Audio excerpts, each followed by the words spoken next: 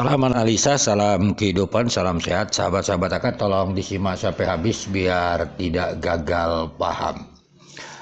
Sebelum kita masuk membahas kasus Rajapati Subang ini, mari kita coba memahami dahulu sedikit tentang mengenai revolusi digital, sahabat-sahabat AK. Ini ada seorang penulis dan futurolog Amerika Serikat, yaitu Alvin Toffler kalau nggak salah. Kalau di dalam bahasa Indonesianya yang tenarnya lah istilahnya dikatakan siapa yang menguasai informasi maka akan menguasai dunia.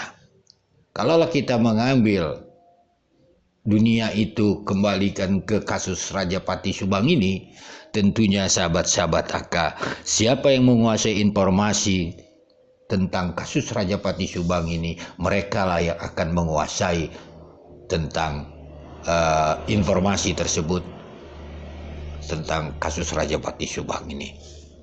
Tentunya sahabat-sahabat yang bisa kita lihat menguasai itu tentunya bagi mereka yang mewartakan, mewawancarai para saksi-saksi, sahabat-sahabat AK. Tentunya di sana sahabat-sahabat AK dalam pandangan analisa, ya tentunya mereka mempunyai kepentingan masing-masing. Mana yang harus di-up, mana yang tidak. Ya itu hak mereka. Karena ini sudah dikatakan oleh Alvin Toffler. Kan siapa yang menguasai informasi maka akan menguasai dunia. Berarti siapa yang menguasai informasi kasus Rajapati Subang, dialah yang menguasainya. Kan seperti itu pemahamannya. Oleh sebab itu mari kita ambil contoh dulu potongan video ini, sahabat-sahabat AK. Kalaulah video ini pada saat itu di-up dalam rangka tentang membahas isu puntung rokok, rasanya keterangan saksi Dano ini sangat dibutuhkan. Tetapi apabila pada saat tidak membahas tentang puntung rokok, ini membuktikan salah satu bahwa saksi Danu sering datang ke TKP. Ini pemahamannya. Jadi yang AK ingin sampaikan sebenarnya adalah ingin mengajak sahabat-sahabat AK balance, memahami informasi digital tersebut. Karena kita ini sering banyak ini cerita YouTuber lah begitu begini gitu.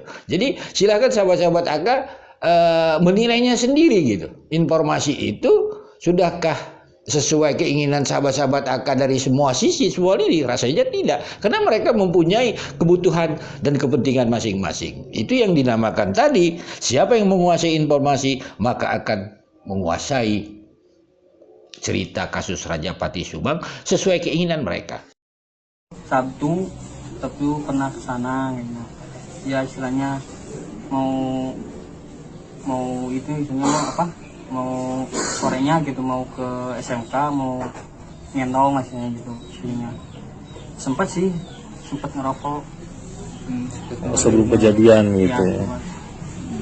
Kalau minggunya juga setelah minggu dari pulang dari SMK juga pagi ya sempat dulu sih ngerokok gitu. Di rumah. Di depan ya. Sahabat AK, jadi dalam memahami kasus Rajapati Subang ini tentunya siapa yang menguasai daripada media itu sendiri, untuk apa mereka lakukan dan sebagainya. Ini bisa terjawab kok sahabat-sahabat AK. Cuma di sini konsisten daripada saksi itu sendirilah yang dipertaruhkan. Sebab informasi yang dia sampaikan misalnya ke publik apabila saat isu puntung rokok itu sangat menguntungkan. Tetapi bila isu mengatakan bahwa saksi Danu misalnya menolak bahwa dia jarang ke TKP, ini akan terbantahkan dengan isu puntung rokok tadi. Dia mengatakan datang tanggal 14, 15 dan seterusnya ke TKP. Ini pemahamannya dalam analisa AK. Lalu sahabat-sahabat AK, mari kita masuk misalnya siapa yang menguasai informasi kasus Subang ini, tentunya dia yang menguasainya. Kan begitu. Kalau kita lihat misalnya para pendukung Danu, tentunya saksi Danu ini banyak sahabat-sahabat AK. Tentunya karena ini didukung oleh informasi YouTuber. Kan seperti itu. Apapun mereka mau buat, ya terserah mereka. Kita nggak bisa larang. Karena tadi itu kata Alvin Toffler.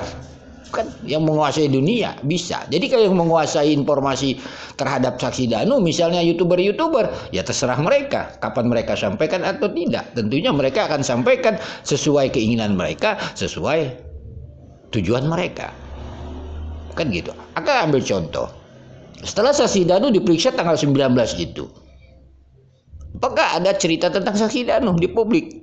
Sahabat-sahabat akan menerima itu? Tidak. Apakah misalnya kita menganalisa para YouTuber itu tidak tahu apa yang terjadi di belakang layarnya? Jangan akan jawab, biarkan waktu yang menjawab. Sebab bagaimana bisa kita bicara keadilan almarhumah Ibu Tuti dan Amel kalau kita bicara tentang Alvin Toffler ini? Siapa yang menguasai informasi maka akan menguasai dunia. Berarti informasi yang dikuasai di dalam kasus Raja Pati Subang ya terserah mereka. Tetapi nanti memang pada saat ini menguntungkan mereka. Tetapi di belakang hari waktu akan menjawab, biarkan saja sahabat-sahabat Aka. Kan seperti itu pemahaman. Itu yang Aka bilang tadi. Kalaulah saksi Danu berbicara tentang puntung rokok begini-begini, pada saat itu menguntungkannya. Tetapi apabila suatu saat berbicara tentang saksi Danu sering datang ke TKP, itu membuktikan dia sering datang ke TKP bahkan sambil merokok. Begitu juga tentang informasi yang kita dapatkan misalnya tidak ada. Pada saat ini tidak masalah sahabat-sahabat Aka. Nanti waktu akan menjawab. Karena memang pada saat ini dalam pandangan analisa Aka, ya dibutuhkannya memang harus seperti itu. Keinginan mereka. Beda dengan yang menguasai dan yang tidak menguasai informasi terhadap kasus Raja Pati Subang itu. Jadi jangan berharap sahabat-sahabat Aka berbicara tentang keadilan almarhumah Ibu Tuti dan Amelia. Karena kita bicara tentang reformasi digital. Mereka menguasai, terserah mereka mau buat apa. Tetapi jejak digital itu sakit sahabat-sahabat Aka. Sekali lagi, ini pelajaran buat kita semua sahabat-sahabat Aka. Jadi Aka merasakan seperti itu. Karena Aka tidak menguasai ini, ya tentunya akan mencari jalan bagaimana caranya, waktu yang menentukan. Nanti kita bahas lagi. Sekian dan terima kasih. Mohon maaf bila ada kata-kata Aka yang salah.